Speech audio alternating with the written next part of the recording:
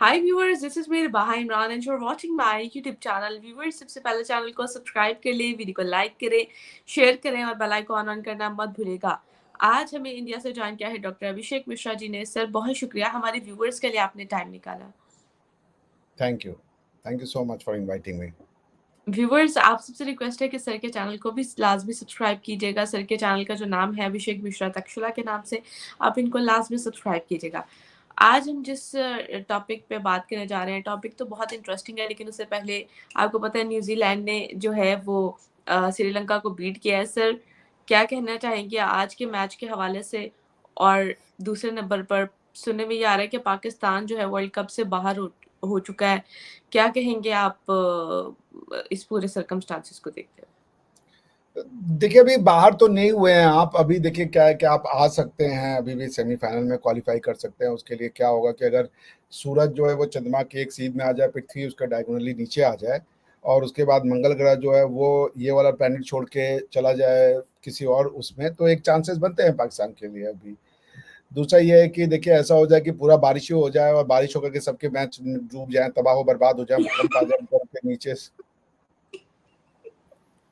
तो भी एक चांसेस आपके बनते हैं कि पाकिस्तान आ सकता है। और ये भी है कि अगर आप जो है अगर मान लीजिए आपने पहले बैटिंग की और आपने 4.5 लाख रन बना लिए, तो भी एक चांसेस है कि आप जीत जाएं। और मतलब आप पहली बैटिंग करते हैं और उसके बाद अगर आपने 4,03,374 रन बना दिए 300 गेंदों पे, तो भी आपका पॉसिबिलिटी है कि आप जीत जाएं। उसके बाद ये भी है कि अगर मान लीजिए पहले अगर इंग्लैंड ने बैटिंग करी, तो आप उनके आप अपने 5 बालों पे पूरे इंग्लैंड को ऑल आउट कर दें, तो भी एक पॉसिबिलिटी है कि आप पहुंच जाएंगी। दूसरी ये पॉसिबिलिटी है कि आप लोग खाली जो है वो कोरोना जा करके वैसे ही कर दें, इंग्लैंड जा, तो भी एक तरीका है कि आप शायद जीत जाएं और सेमीफाइनल में आ जाएं। तो बस यही चांसेस हैं भाई। अब इनमें से क्या हो जाए वो देखिए, वो तो अब आप लोग की उस पे है, क्योंकि आप तो एक अजीम कौम है, पाकिस्तान पाकिस्तान जिंदाबाद। जिंदाबाद। अच्छा सर, आज हम जिस टॉपिक पे बात करने जा रहे हैं आपके लिए तो बड़े फख्र की बात है। आपको पता है कि ऋषि सोनक जी ने जो है वो यानी कि उनकी गवर्नमेंट ने यूके में कहा है यानी कि आने वाले टाइम में वो इंडिया को एक सेफ कंट्री जो है वो डिक्लेयर करने जा रहे हैं। क्या कहना चाहेंगे आप उनके इस मूव को देखते हुए और क्या कहेंगे? तो रिवाज ही देखिए ऐसा कि ये जो सेफ कंट्री है, इसका ये मतलब नहीं कह रहे हैं कि वो safe as in for purpose of Indian English tourism और इन्वेस्टमेंट और एनीथिंग। वो ये कह रहे हैं सेफ कंट्री का मतलब है कि अब अगर कोई इंडिया से आकर के और यूके में असाइलम ले रहा है परसिक्यूशन के ग्राउंड पे, तो आपको पता है कि रिफ्यूजी स्टेटस या असाइलम स्टेटस में आपको प्रूव करना पड़ता है परसिक्यूशन। परसिक्यूशन का मतलब ये होता है कि आप जो अगर आप रिफ्यूजी कन्वेंशन देखेंगी, तो उसमें जो डेफिनेशन है परसिक्यूशन की, वो काफ़ी स्ट्रिक्ट डेफिनेशन है। तो आप अगर अब उसमें परसिक्यूशन इस्टेब्लिश कर देती हैं कि हाँ भाई हम एक परसिक्यूटेड कम्युनिटी हैं, तो फिर आपको वो मिल जाता है, क्या नाम है, रिफ्यूजी असाइलम स्टेटस, ठीक है ना। तो वही है कि अब अगर परसिक्यूशन का मतलब है कि किसी एक कम्युनिटी के अगेंस्ट में जो है वो परसिक्यूशन हो रहा है इस इंडिया में, अगर ऐसा कुछ वो प्रूव कर रहे हैं, इसका मतलब है कि इंडियन गवर्नमेंट जो है वो फ्री एंड फेयर नहीं है। आप समझ रही हैं? तो यही सब वो रीजंस था। तो मैं आपके लिए ना 1 मिनट दीजिए, मैं वो डेफिनेशन ढूंढ रहा हूँ परसिक्यूशन की, तो मैं आपके दर्शकों के लिए पढ़ दूंगा कि इसके सर क्या 2 मिनट, कौन। कोई मसले वाली बात। जी जी, बहुत बढ़िया, एहतराम है आपका। He has been considered a refugee, blah blah blah. Decisions as a result of the events before, the fear of being persecuted for reasons of race, religion, nationality, and membership of a particular social group or political opinion. So देखिए जो persecution है वो refugee convention के हिसाब से, आप यदि किसी पर्टिकुलर रेस को बिलोंग करते हो, इसलिए जैसे आप इंडिया में मान लीजिए आप अफ्रीकन रेस के हैं और आपका परसिक्यूशन किया जा रहा है क्योंकि वो इंडियन गवर्नमेंट कह रही है कि सारे अफ्रीकन्स को या सारे इनको मारो, तो आप प्रोसिक्यूशन क्लेम कर सकते हैं। यदि आप किसी पर्टिकुलर रिलीजन के हैं, उसमें आपको इसलिए गवर्नमेंट सता रही है कि आप उस रिलीजन को बिलोंग करते हैं। तीसरा है नेशनैलिटी, यदि आप किसी पर्टिकुलर नेशन को बिलोंग करते हैं, तो वो आपको सता रहे हैं, तो आप कह सकते हो कि हाँ भई हमको हमको वो है। और दूसरा है कि पर्टिकुलर सोशल ग्रुप और पॉलिटिकल ओपिनियन को आप अगर टो करते हो, गवर्नमेंट उस पॉलिटिकल ओपिनियन को अफोर्ड नहीं कर रही है, तो आप प्रोसिक्यूशन क्लेम करते हो। तो यानी कि अब ये है कि कई जो खालिस्तानी हमारे यहाँ के लोग थे, वो इन 4 जो क्लासिफिकेशन है परसिक्यूटेड ग्रुप का, कि भाई we were being persecuted in India because of our religion, कि हम सिख हैं तो हमको परसिक्यूट किया जा रहा है। जबकि आपको पता है कि भारत जो है, भारत भूमि तो वो जितनी किसी और की उतनी भी सिखों की है। हमारे 10 गुरु जो हैं वो हमारे अपने गुरु हैं, चाहे आप कोई भी हों। ये 10 गुरु की भूमि है, ये गुरु नानक देव की भूमि है, ये गुरु गोविंद जी महाराज जी की भूमि है, ये गुरु अंगद देव जी की भूमि है, उनके छोटे साहबजादे जिन्होंने अपना सर गंवा दिया, उनकी भूमि है, और जन्नदेव जी की भूमि है। कितने ही हमारे गुरुओं ने जो है भारत की ट्रेडिशन, कल्चर, हेरिटेज को, धर्म को बचाने के लिए जान दी है। ये उन सब की भूमि है। तो यहाँ पे कोई कैसे प्रोसिक्यूट हो जाता है? तो इसलिए वो लोग, कई लोग जो था इसका मिसयूज करते थे। और हमें तो बहुत गर्व है कि हमारे 10 साल तक प्रधानमंत्री श्री मनमोहन सिंह जी रहे, जिन्होंने भारत को बहुत ऊंचाइयों पे दिया।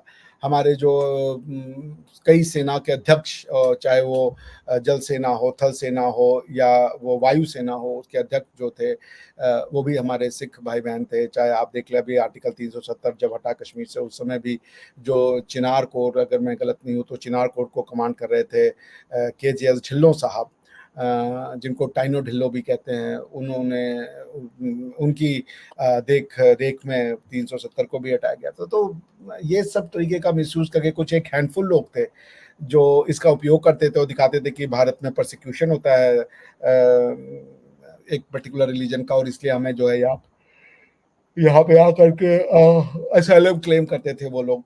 और कुछ लोग पॉलिटिकल ओपिनियन को लेकर भी असाइलम करते थे। तो ये सब चीज़ों को उन्होंने देखते हुए कहा कि भारत में किसी का परसिक्यूशन नहीं होता, इसलिए ये सेफ स्टेट है।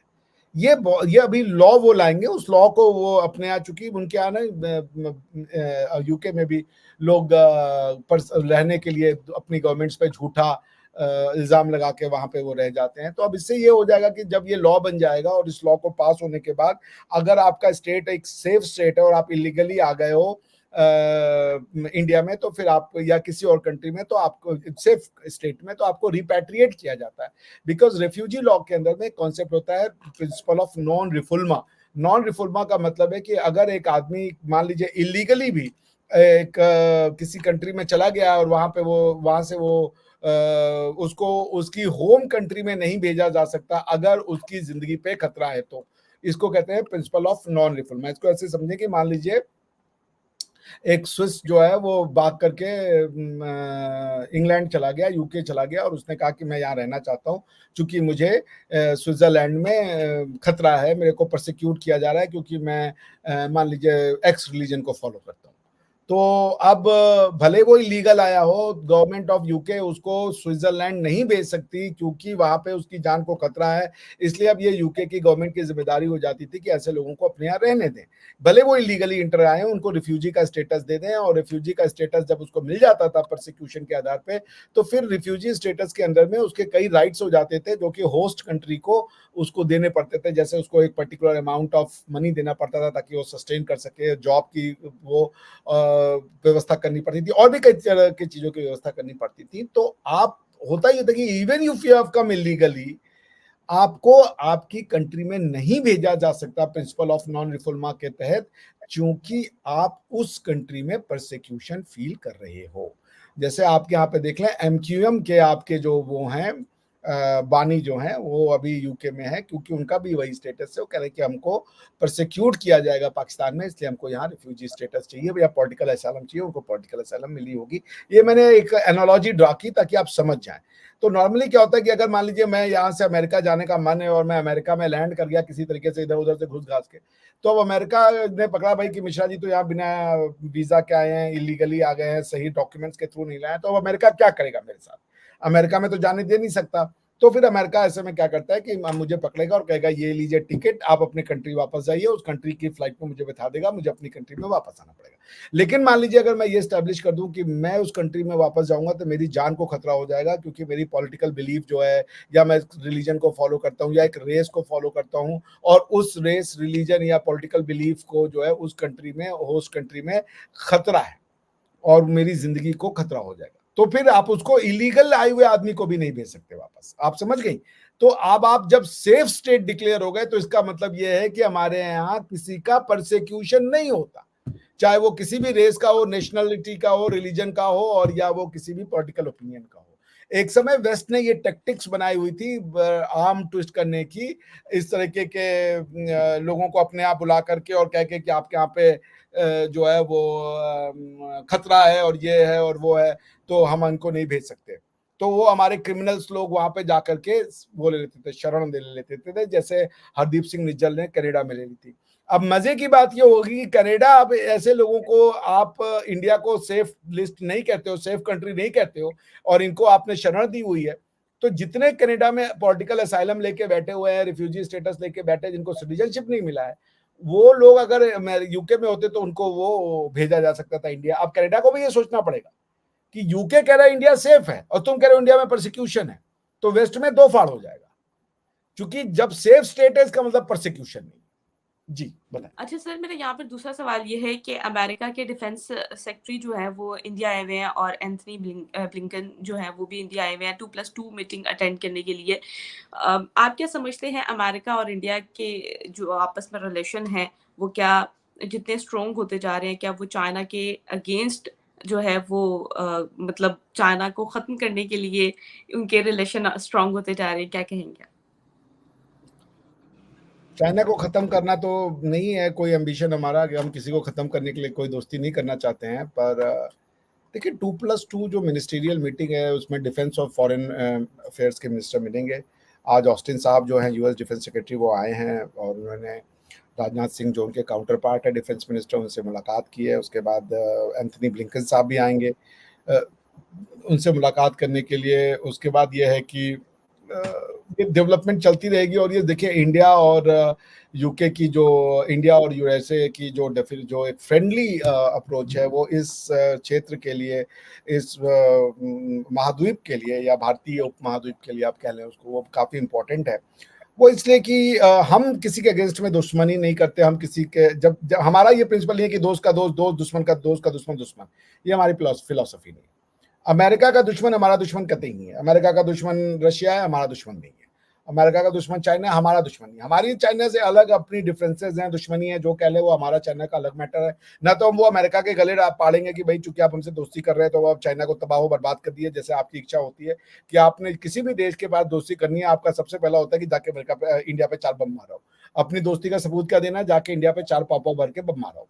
तो जब वो इंडिया पे 4 पापा भर का बम नहीं मारता आपके, तो आप नाराज जाते हो कि नहीं आप इंडिया से दुश्मनी नहीं कर रहे हो। हमारा वो फिलॉसफी नहीं है। इंडिया और अमेरिका पिवट हैं, जो आने वाले 200 साल हैं वो ग्लोबल ऑर्डर इंडिया सेंट्रिक होगा। इंडिया का जो रोल है वो बहुत सेंट्रल हो जाता है। अभी तक इंडिया पेरिफेरल रोल प्ले करता था, कोई रोल भी नहीं प्ले करता था, म्यूट स्पेक्टेटर बन के देखता था। मगर जो इंडिया का साइज है, कैलिबर है, कैपेसिटी है, और जो उनकी ग्रोथ है, वो दुनिया कह रही है कि आप साइड पे फेंस पे नहीं बैठ सकते हैं, आपको आना पड़ेगा मार्केट में, क्योंकि आप एक बहुत जिम्मेदार कंट्री हैं, आप एक शक्ति हैं। तो भारत ने फिर ये रियलाइज किया कि हाँ हमें अपना रोल तो प्ले करना है, मगर उस रोल की भूमिका जो है, उस रोल का जो मैनिफेस्टेशन है, जो उसका प्रदर्शन है, वो हम डिसाइड करें। हमारा रोल ये नहीं होगा कि हम इस क्षेत्र को जो है वो पूरा, या भारतीय उपमहाद्वीप का हम सैनिकरण कर दें या आपको वेपनाइज कर दें कि हम चाइना के अगेंस्ट में अपने सोल्जर्स मरने के लिए भेजने के लिए तैयार है। ना, ये सब नहीं होगा। हम चाहते हैं कि डिफेंस में कोऑपरेशन बढ़े यूएस के साथ, हम चाहते हैं इकोनॉमिक कोऑपरेशन बढ़े यूएस के साथ, हम चाहते हैं हमारे फॉरेन रिलेशनशिप में कोऑपरेशन बढ़े, पीपल टू पीपल कोऑपरेशन बढ़े, हमें ज़्यादा वीज़ा मिले, हमारे बच्चे वहाँ जाके और पढ़ाई डिग्री लें, उन्हें फैसिलिटीज ज़्यादा मिलें, उनको जो है जॉब की अपॉर्चुनिटी मिले, ये सब चीजें हमारी डिमांड होगी अमेरिका से। उसके लिए ये 2+2 जो है, it's an attempt to develop the mutual confidence, जो एक डिस्ट्रस्ट है अमेरिका और इंडिया के बीच में over the periods, which is unfortunate given that both the countries are democracy and democracy truly to its core. तो फिर इस तरीके का जो मिस अप्रीहेंशन या misgovernance, sorry, misunderstanding थी, उसको दूर करने के लिए जरूरी है कि आप ना किसी फोरम पे एनुअली मिलते रहें। सो ये 2+2 जो फोरम है, मिनिस्टीरियल फोरम है, वो उसी का नतीजा है। तो इसमें दोनों देश के जो डिफेंस मिनिस्टर भी मिलते हैं, फॉरेन मिनिस्टर भी मिलते हैं, फिर फाइनेंस मिनिस्टर भी मिलते हैं, ऐसे करके दोनों देश के लोग आपस में मिलते हैं ताकि वो एक दूसरे को जानते रहें, एक दूसरे को बताते रहें, शेयरिंग करते रहें। अभी जो उनके स्पोक्स पर्सन है अमेरिका के फॉरेन डिपार्टमेंट के, उन्होंने भी कहा कि despite all our differences, India remains one of the most strategically important friend of India, of United States of America, and that's the case with India also, कि despite our differences with America on various front, we do not see eye to eye. For example, we do not see America eye to eye on Ukraine crisis. We do not see America eye to eye on China crisis.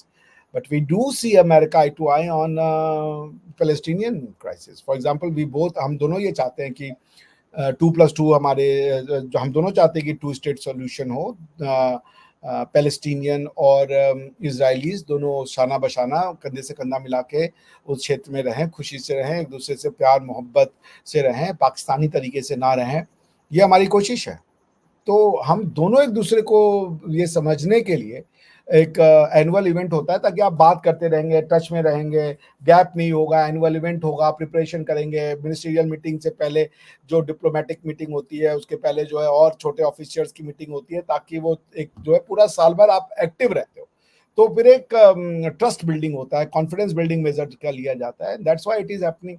अभी वो आ रहे हैं और इस बार defence के क्षेत्र में काफी कोऑपरेशन की बातचीत की जा रही है कि जो प्राइवेट प्लेयर हैं उनको दोनों कंट्रीज जो हैं, चाहे वो स्मॉल एंड मीडियम इंटरप्राइज के हों, चाहे वो बड़े इंटरप्राइज के हों, उनको जो है वो एक इम्पेटस मिले कि वो दोनों छोटी छोटी कंपनियां हैं जो इम्पोर्टेंट इनोवेशंस कर सकती हैं, वो साथ में आए, म्यूचुअल कोलैबोरेशन करें, हम जॉइंट डिफेंस टेक्नोलॉजी डेवलप करें, इतना ट्रस्ट हो हमारा, ये नहीं हो कि अमेरिकन टेक्नोलॉजी हमको पता नहीं है और वो हमको छिपा के दे रहे हैं या ये कर रहे हैं। इफ वी कोलैबोरेट, कि हम साथ में जॉइंट कोऑपरेशन करेंगे, जॉइंट डिफेंस करेंगे डेवलपमेंट टेक्नोलॉजी का, तो वो बहुत इम्पैक्ट पड़ेगा, पीपल टू पीपल भी, गवर्नमेंट टू गवर्नमेंट भी। So it's G2G plus B2B।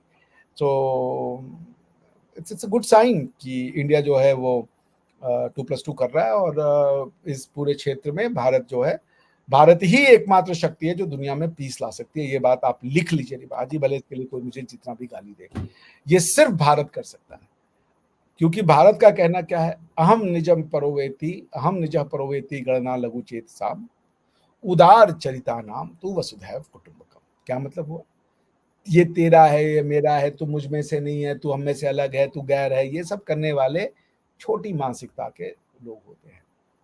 जो बड़े हृदय वाले होते हैं, विशाल हृदय वाले होते हैं, वो समस्त वसुधा को, समस्त पृथ्वी को, समस्त कुर्राए अर्ज को अपना परिवार मानते हैं। ये है हमारी फिलॉसफी। तो हम बढ़ेंगे तो सब बढ़ेंगे, हम जीतेंगे तो सब जीतेंगे।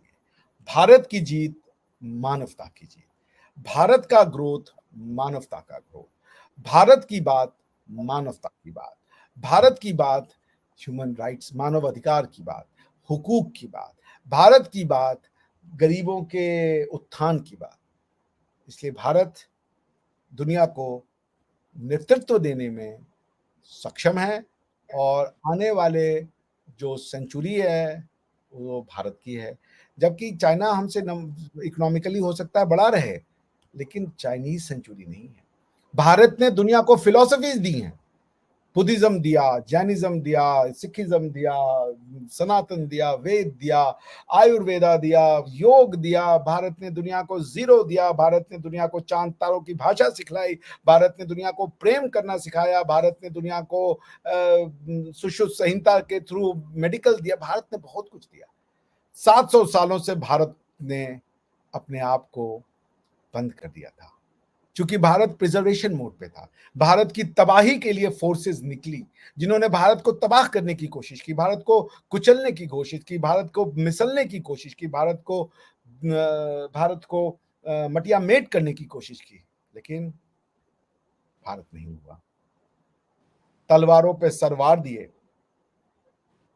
तब जाके हमने चंद्रयान चांद पे पहुंचाया है। सो भारत जो सबसे टफ टाइम था वो अब फेस कर चुका है, तलवारों का टाइम, ब्रूटल बार्बरिक हत्यारों लुटेरों का टाइम। अब भारत का टाइम, अपना टाइम आएगा और आ गया है। रिवाहा जी जी सही हो गया। सर एंड पर क्या मैसेज देना चाहेंगे हमारे व्यूवर्स को? क्या मैसेज दूं? पोथी पढ़ पढ़ जग मुआ, पंडित भया न कोई। पोथी पढ़ पढ़ जग मुआ, आलिम फाजिल हुआ न कोई। पढ़े सुझाई आखर प्रेम का, सो पंडित होए। सुन लीजिए, आपने मैसेज देख लिया, लेकिन फिर से सुनिए। पोथी पढ़ पढ़ जग मुआ, पंडित भया न कोय। पढ़े ढाई आखर सो प्रेम का, ढाई आखर सो प्रेम का, पढ़े सो पंडित होए। इसको आपकी भाषा में बता दो। पोथी पढ़ पढ़ जग मुआ, आलिम फाजिल हुआ न कोई। पढ़े जो ढाई आखर प्रेम का, सो आलिम फाजिल मुफ्ती होए। प्रेम,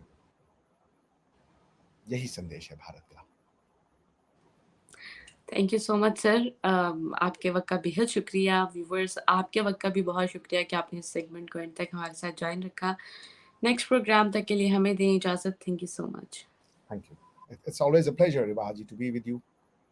थैंक यू।